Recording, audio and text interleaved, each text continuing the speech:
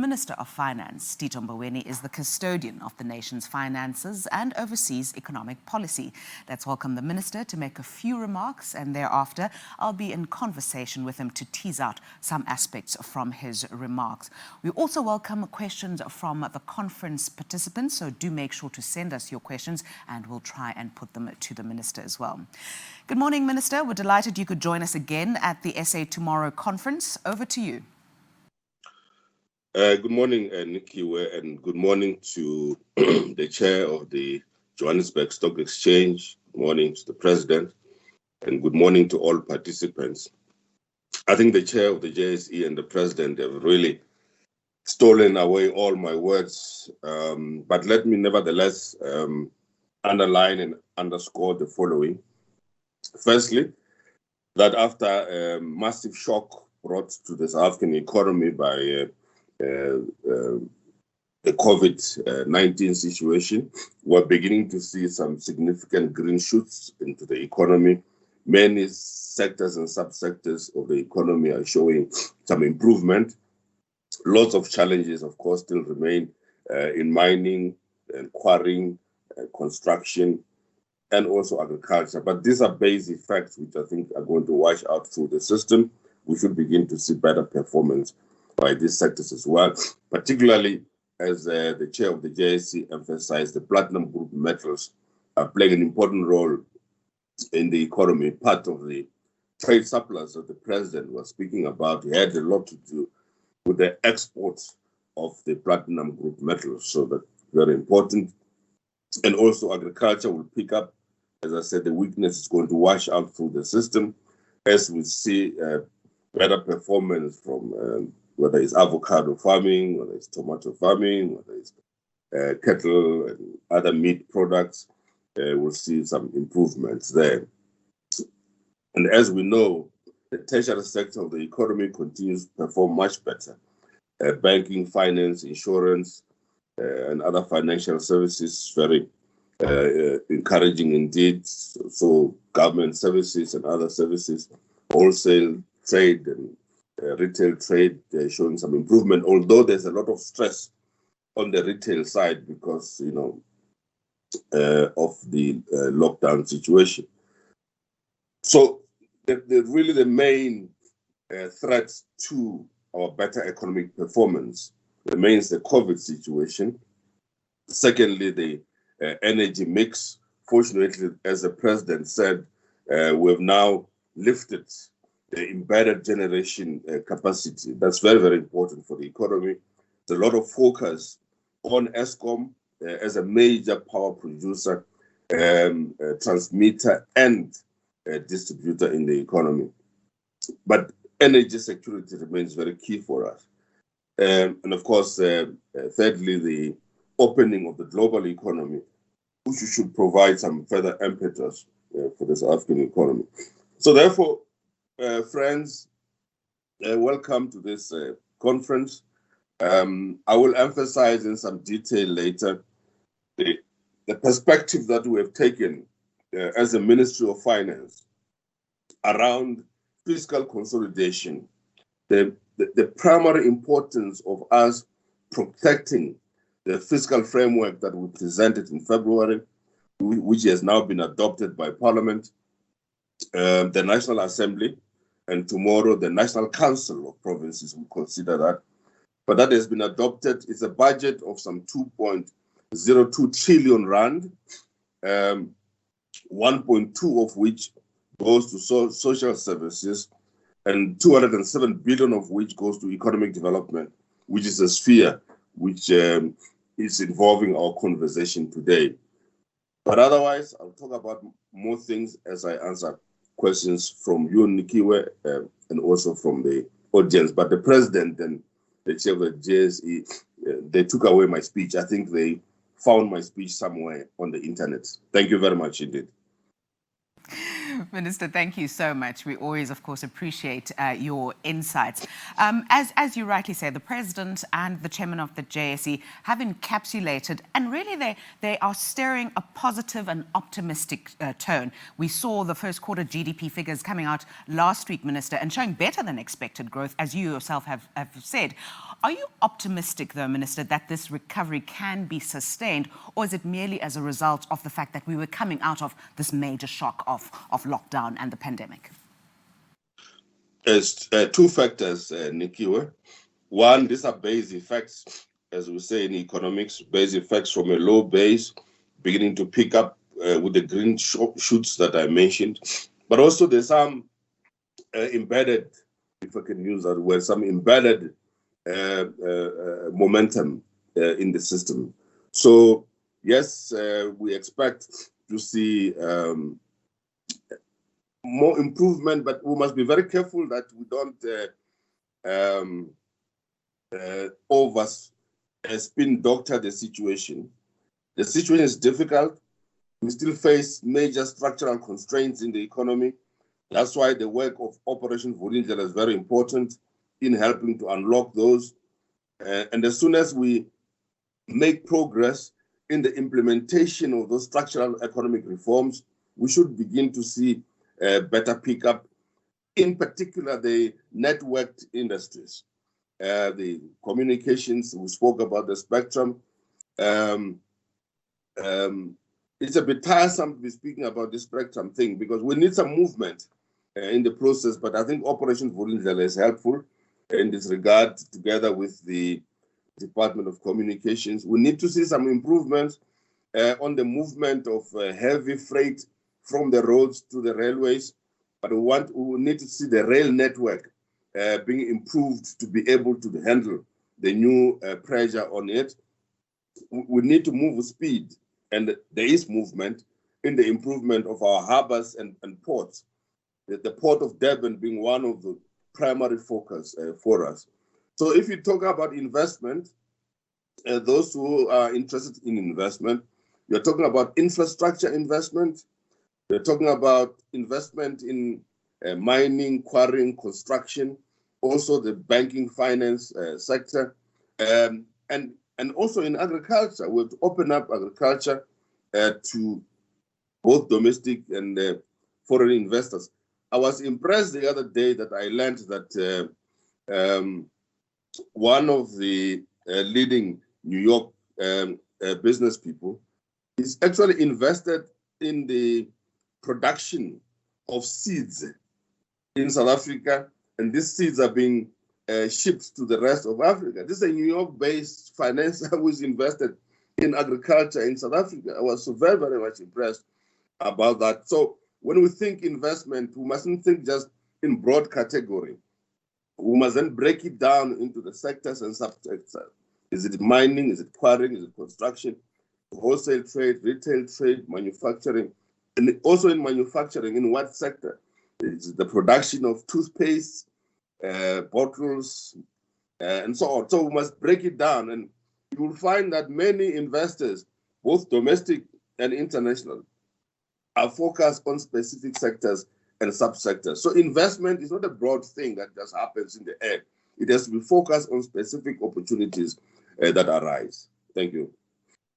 Let's get into that then, Minister. Let's break it down into granularity. Which of those sectors and subsectors do you believe hold the most potential for growth and investment in South Africa at the moment?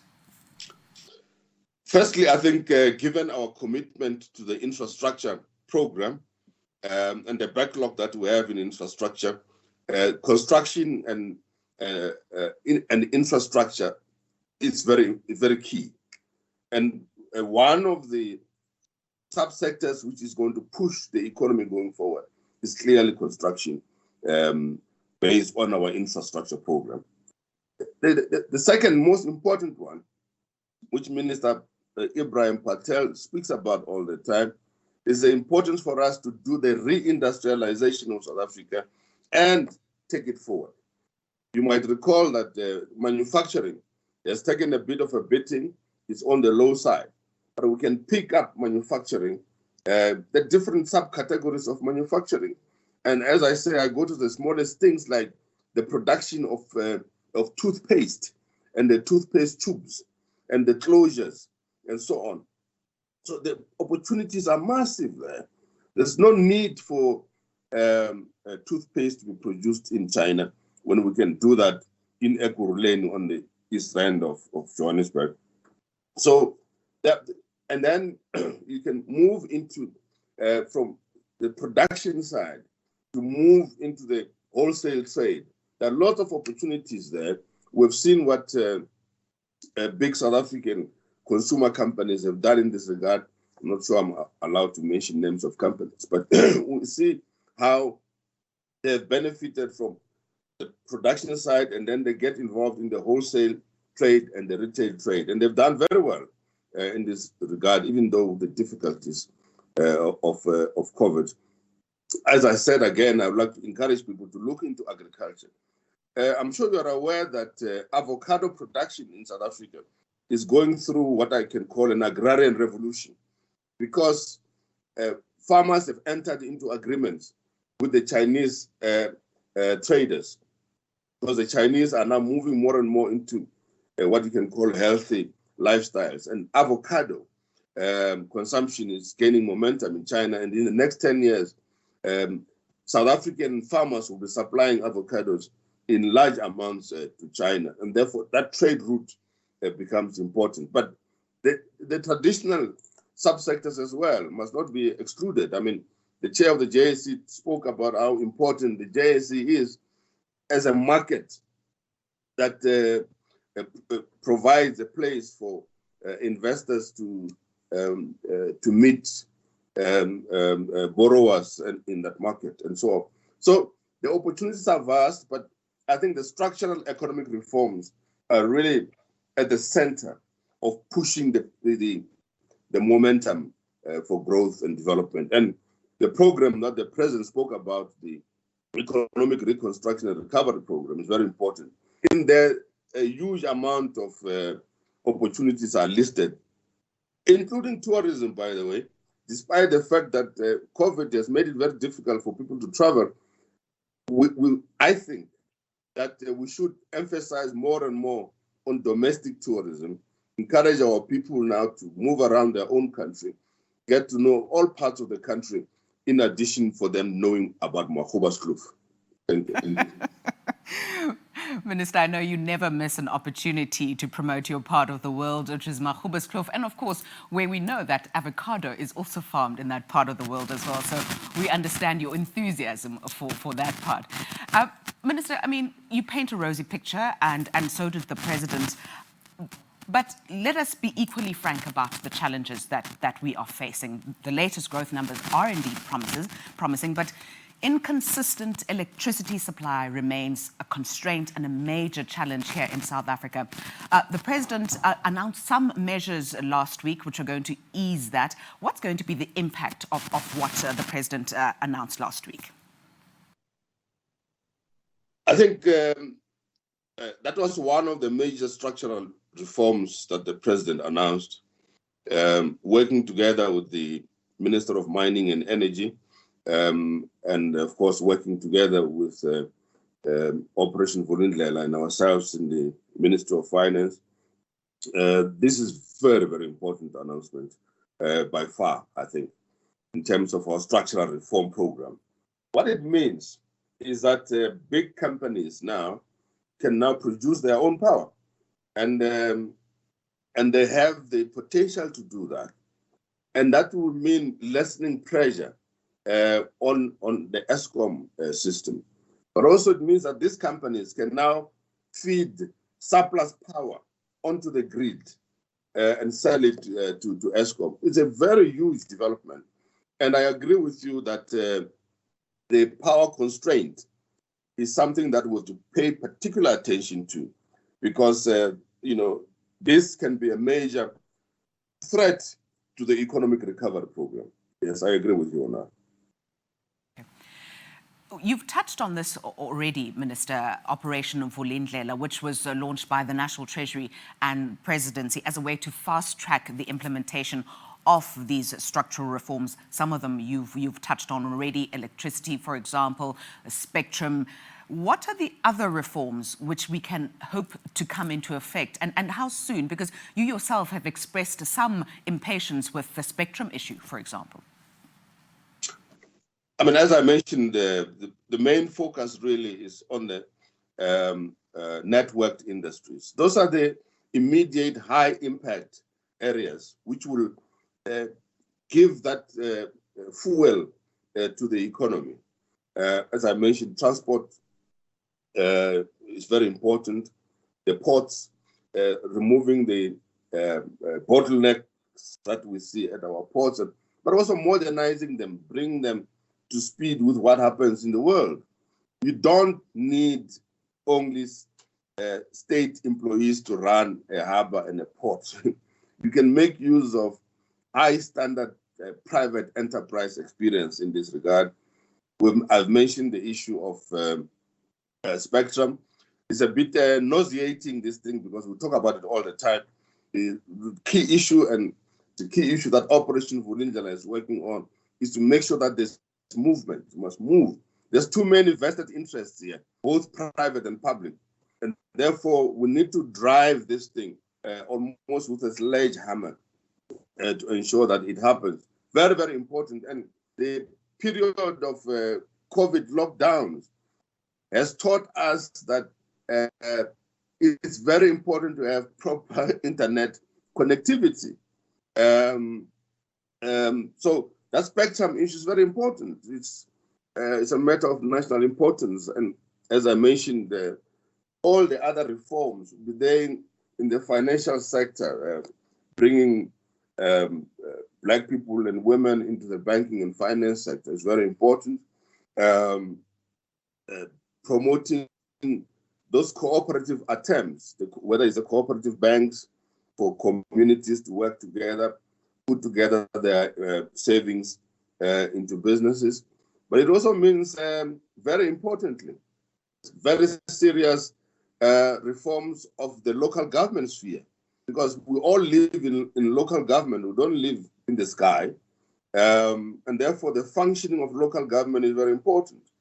And therefore, we have to work very closely with the South African Local Government Association and the Department of Corporate Governance to ensure that local municipalities function.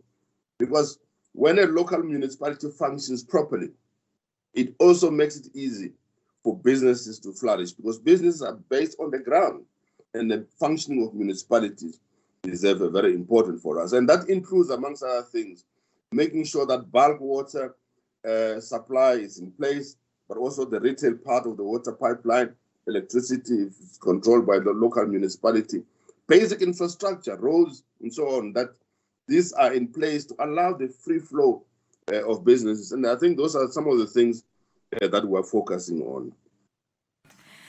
Minister, your counterpart in public enterprises, Pravin Gordhan, announced a private equity partner for SAA last week. I know this is a subject, which you've had a lot to say about. What do you make of these latest developments, and how confident are you of a turnaround?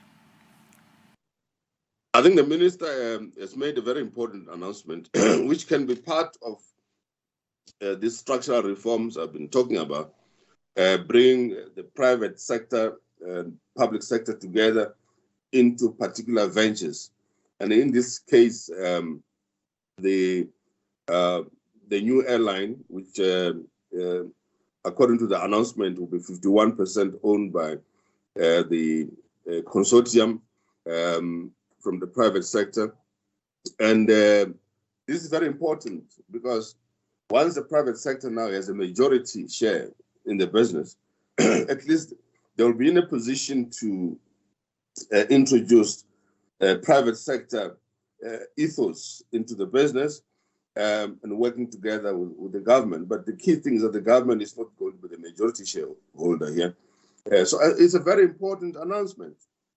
And I really pray and wish them well in this regard, because it is going to indicate that if we could get the telecom model to work throughout the state system, I think that's very good, because what the minister has come about to announce here is almost a telecom type model, where you have a blended private and public sector arrangement, but in which the state is not the majority shareholder. I think it's very important development indeed.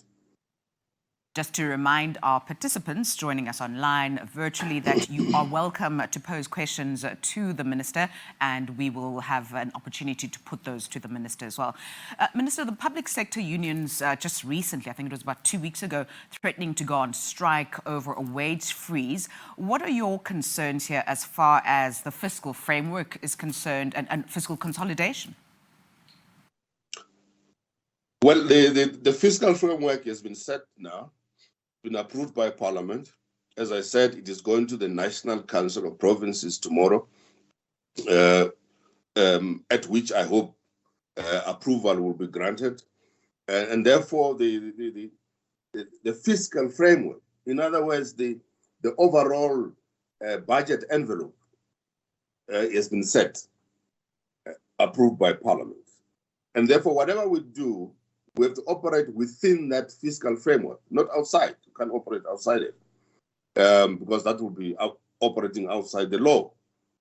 So therefore, the Minister Senzo Mkunu, the Minister of the Department of Public Service and Administration, is leading the process of negotiations with the trade union movement, which is organized in the public sector. And I hope it's going to be successful. I have to be hopeful. And whatever arrangements they come to, that arrangement cannot be outside the fiscal framework. So that one must be very clear. The fiscal framework is sacrosanct.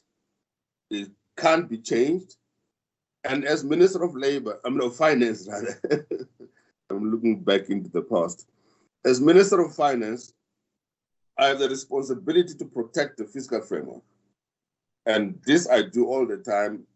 And I face lots of pressures from colleagues all the time.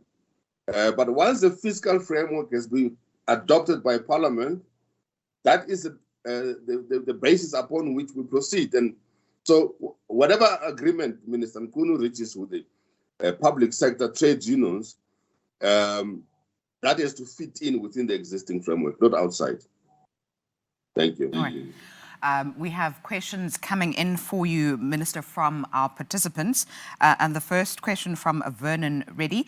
And he says, South Africa has many issues, but the less referenced issue for the South African economy is the functioning of municipalities. How do we get these entities delivering to business and to residents? All this in light of the upcoming local elections. Well, I think I kind of preempted that question because I've, in a sense, dealt with it. So the best thing is to ensure that the municipal council, led by the mayor, the municipal manager, the chief finance director, and the chief HR manager, and the chief operations manager in the municipalities, all do their work in fulfilling the basic functions of the municipality, which are well tabulated in law. So, and working together with the Department of Cooperative Governance and the National Treasury, we have to make sure that these municipalities function. Let me give you an example. There's a municipality called Likwa municipality. It's in the Standerton area of Mpumalanga. Municipality was failing residents and local businesses. So two of the largest businesses in the area went to court. The consequence of which, by the way, is not something I'm happy about, but the consequence of which is that the court put the burden for the management of the municipality on the National Treasury now. So the National Treasury had to, working together with the provincial government and the Cooperative Governance Department, dissolve the municipality, dissolve the council rather, and we have now installed an administrator who is there on behalf of the National Treasury and the Department of Cooperative Governance to make sure that those basic functions I spoke about are fulfilled, because these two businesses complained about bulk water supply, electricity issues, potholes on the roads, which then have an impact on the trucks going up and down and so on. So yes, We have to make these interventions, as I said before, to make sure that municipalities function. And as we go towards the local government elections, it's very important that the different political parties must put forth candidates who really understand the functions of local government, because we all live in local government. I'm here in Johannesburg today. That's a local government sphere. There's nothing called national there in the sky. It's here on the ground. The road I travel on, the electricity I consume, the water, the bulk water system, being in Johannesburg. I'm interested that the Rand Water Board functions in its distribution of bulk water and so on. So very much where we live is what matters. Another question for you, Minister, from our participants. David from Fairtree poses the following question. What is the probability of seeing economic growth-friendly labour reforms, and what is the challenges to that change? I think this would be the biggest catalyst for higher economic growth, he says. We are not competitive in manufacturing toothpaste caps unless we see reforms as far as labour is concerned. You know, I'm sure the questioner will be surprised that I was the first Minister of Labour in 1994, young, very enthusiastic, and so on, working tirelessly to reform the South African labour law. But I think in the process we made a number of mistakes which need to be attended to. See, the key question is, to what extent are some of the labour policy measures we put in place acting as binding constraints? And one of the key issues we have to attend to is how do we make sure that our labour law does not impinge on the ability of small and medium enterprises to function effectively. And unfortunately, the debate sometimes has come from what politically can be called wrong angles. But to the extent that there's any labor law binding constraint, that is to be attended to. And I'm quite certain that the current Minister of Labour is looking into these matters, and these matters have to be discussed very sharply at the National Economic Development and Labour Council, NEDLAC. It gets very emotional because the current trade unions would not want to see any changes in labour law. But to the extent that parts of the labour law can be identified as binding constraints, those have to be attended to. We have a far bigger issue to attend to here. But that labour law reform must not undermine the basic rights of workers in South Africa. The protection has to be there, but to the extent that elements which are binding constraints, those must be attended to. In fact, let me be bold enough to say, in 1995, I put in place a labor market commission. Remember, we're coming out of the apartheid system, where we had the apartheid color bar and things like that, and we're to cross over to the new South Africa. So the Labour Market Commission I established sought to help us understand our past, what was doable in the present then, and what we could do going forward. I think after so many years, maybe it is time for the Minister of Labour to consider instituting another Labour Market Commission that can look into all of these things that I'm talking about, particularly if there are any binding constraints. Thanks, Minister. Now, Minister, we saw the National Treasury expand social grants last year as a response to the COVID-19 pandemic. South Africa's response was lauded as being agile, responsive and effective in that it kept a number of South Africans from going hungry. Is South Africa considering something more long-term in this regard, given how entrenched inequality is? Thank you very much for that question, Nico. A very important question. During the level 5 lockdown, we really disrupted the economic activities of many people, including informal traders, the so-called informal sector, and other activities. Really, we disrupted so many activities. We had to do that, as the president indicated, because we had to prepare ourselves for what clearly was a huge wave that was going to hit us, a COVID wave that was going to hit us. And in that disruption of people's livelihoods, it was important that we find an intervention mechanism to act as a cushion, as a support during that time, level 5 lockdown. And therefore, the social relief of distress grant was introduced, top up on the other grants that were there to help our people, ourselves, go through that kind of level 5 difficulty that we had. And we learned lots of lessons when we were at level 1, when that social distress, relief of distress grant was removed. We've learned lots of things. So many people who are poor and unemployed were really dependent on that grant. And it's very important that as we go forward, now that we are no longer at level 5, people have begun to resume their economic activities. In fact, one of the salary surveys indicates that we might be back to about 98% of the pre-COVID level in terms of the payroll system. And people are beginning to work in the informal sector, informal economy again. So people are getting back to work. But the reality is that not everybody is gainfully employed. People are poor, people are hungry. And therefore, the government has to continue thinking about what to do. I am more in favor of special employment programs where people are gainfully employed. We have expanded the public works program where you see people working, for a basic stipend. I'm in favor of that.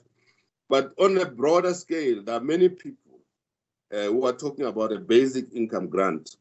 That has to be debated, and we have to find a solution that's favorable to us.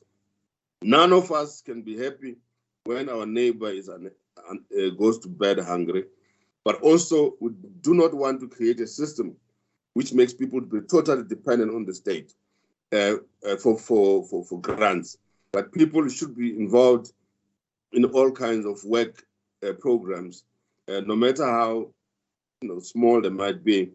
I lived in a number of countries during my exile years. I know, for example, in Lesotho, we used to have something called Working for Food program. So you do some work and nobody goes hungry. I think that's very important. So I think the debate has to continue.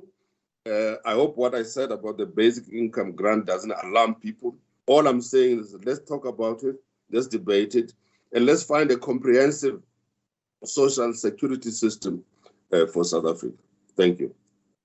Finally, Minister, before we let you go, just last week you joined 4 other global finance ministers in penning an editorial in the Washington Post calling for a global corporate minimum tax. How would South Africa benefit from this? Well, thank you very much for that question. I think that was one of the most important initiatives that the 5 of us came to agree upon. It's a very, very important global initiative. Basically, we are mobilizing the global leadership to come to an agreement about this basic minimum corporate income tax of about 15%. The logic behind it is that there's a tendency amongst countries who compete for investment to rush to the lowest common multiplier in terms of the corporate income tax.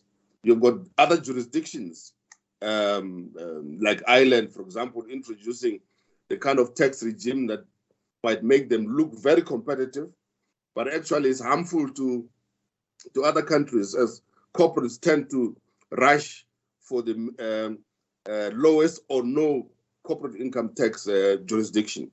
So this particular initiative says that whatever the case might be, there has to be a minimum floor for corporate income tax. And for us, I mean, the commissioner for SARS was extremely excited about this, and he's beginning to calculate how much he's going to be getting in terms of tax if this was to happen. So there are going to be some benefits, but expect that some corporations which prefer a no tax regime are going to fight against this initiative. But very important initiative. And once again, it demonstrated that South Africa is considered amongst these very important global players. And therefore, my involvement in the initiative sought to cement South Africa's position in the global world, financial world.